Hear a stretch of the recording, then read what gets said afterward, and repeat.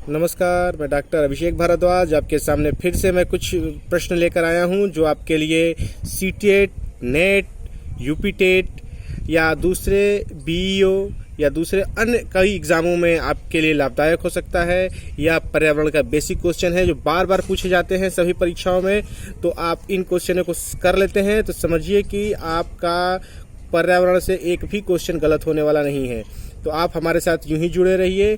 आप लगातार जुड़ने के लिए हमारा बेल बटन दबाइए जिससे सारे आपको न्यू अपडेट मिलते रहें। न्यू अपडेट के साथ साथ हम केवल क्वेश्चन ही नहीं लेके आते हैं, आने वाले डिफरेंट समय की या दिनों के बारे में, जैसे कि पर्यावरण दिवस होता है, पृथ्वी दिवस होता है, ओजोन दिवस होता है, जितने भी इस तरह बायोडाइवर्सिटी दिवस होते हैं सारे के डिटेल लेके आते हैं। कौन कब कहाँ क्या, इसके बारे में सभी समस्याओं का हल आपके लिए हम लेकर आते हैं।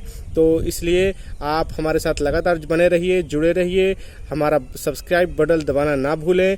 आपको निश्चित रूप से बहुत ही लाभ होने वाला है। हमारे अगर चैनल से आप जुड़े रहते हैं तो आप सब्सक्राइब और लाइक जरूर दबाएं, तभी आपको लाभ मिल सकता है। आपको इन महत्वपूर्ण क्वेश्चनों से मेल हो सकता है आपका, और आप आसानी से परीक्षा को पास कर सकते हैं।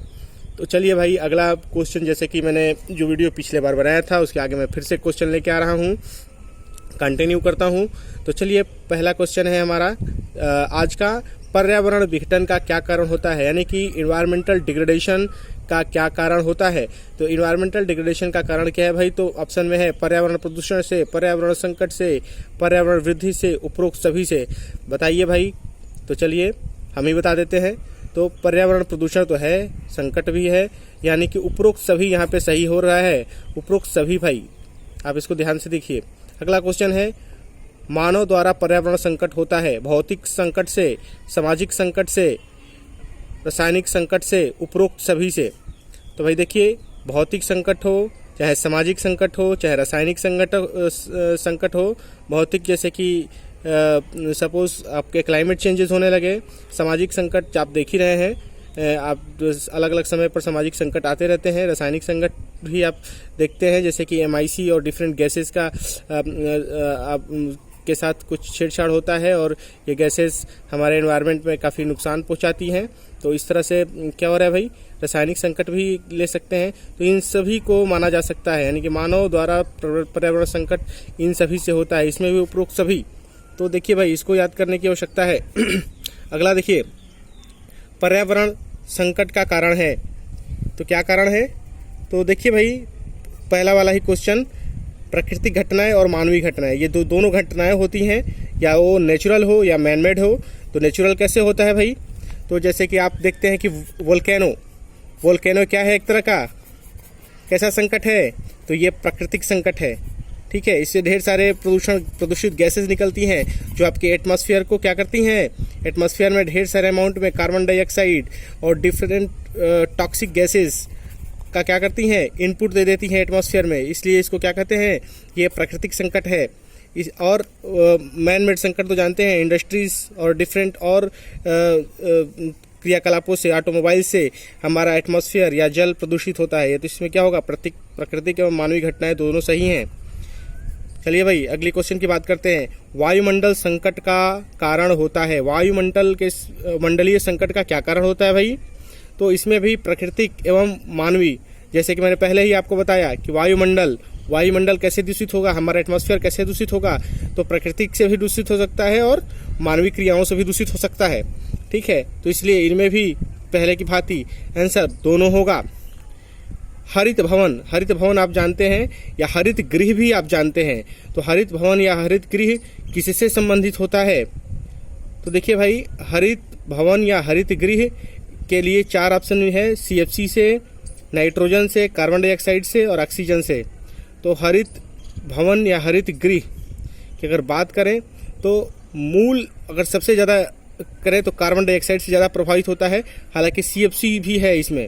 तो इसमें मुख्य रूप से अगर कहता है, ये क्वेश्चन कुछ गलत हो सकता है, मुख्य रूप से हरित गृह का संबंध होता है तो कार्बन डाइऑक्साइड से होता है। इसलिए इसमें C ऑप्शन सही होने की ज़्यादा संभावना है।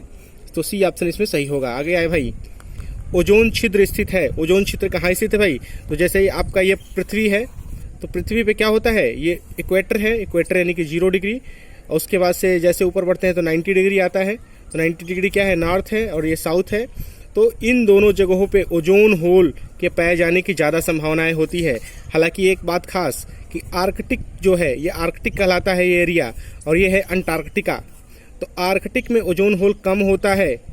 ओजोन होल क्या होता है भाई, ओजोन होल कम पाया जाता है, और अंटार्कटिका में ओजोन होल ज़्यादा पाया जाता है।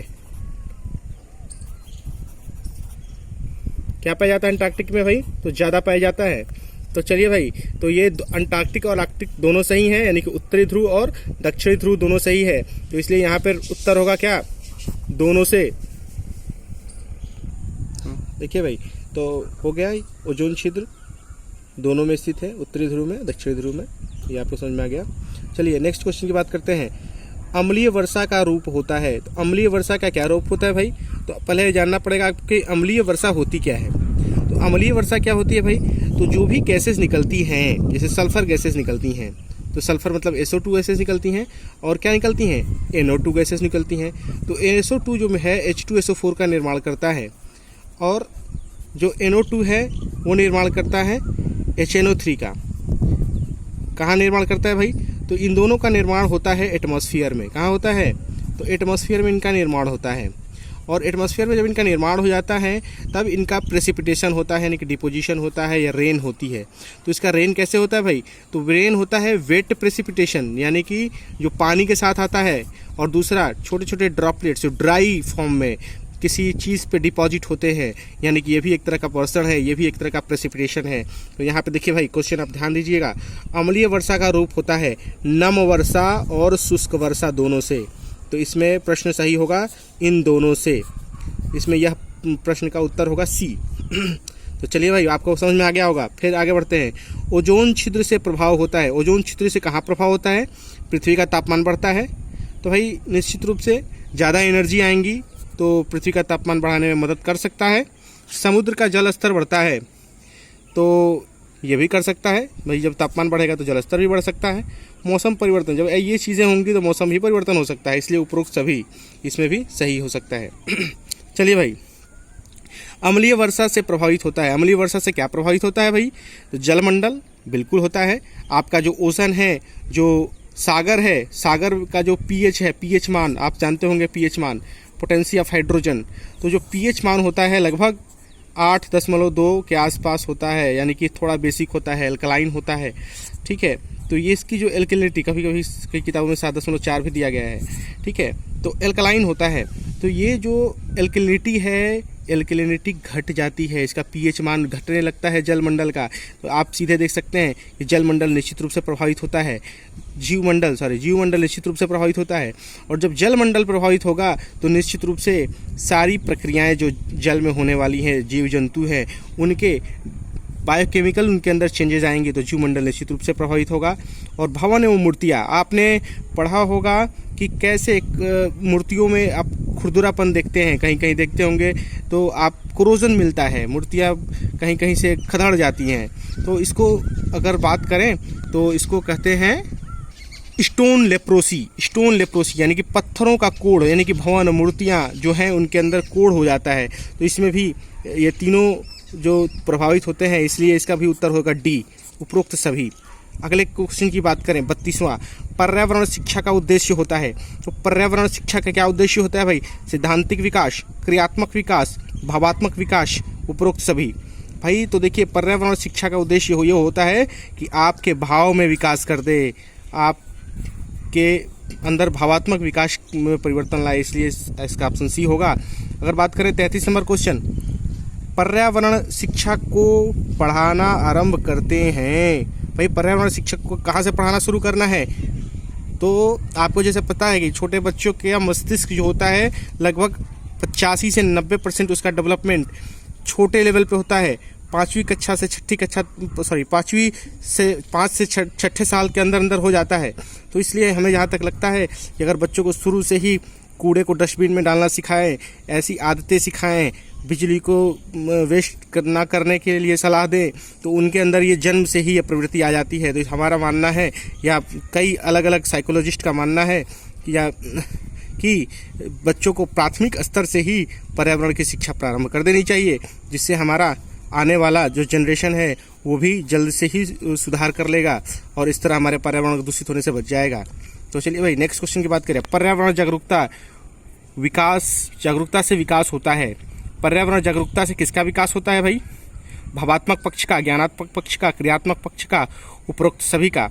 तो ज्ञानात्मक पक्ष का विकास होता है, आप इसको ध्यान रखिएगा, ज्ञानात्मक पक्ष का विकास होता है भाई।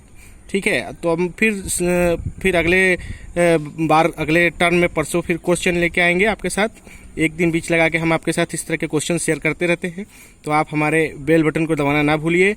आप हमारे क्वेश्चंस का इंतज़ार करते रहिएगा। अभी हमको और भी कई क्लासेस पढ़ानी है, तो इसलिए आप जो है इंतज़ार करिए अगले दिन का। फिर आपके सामने हम लेकर आएंगे कुछ नए प्रश्न। धन्यवाद।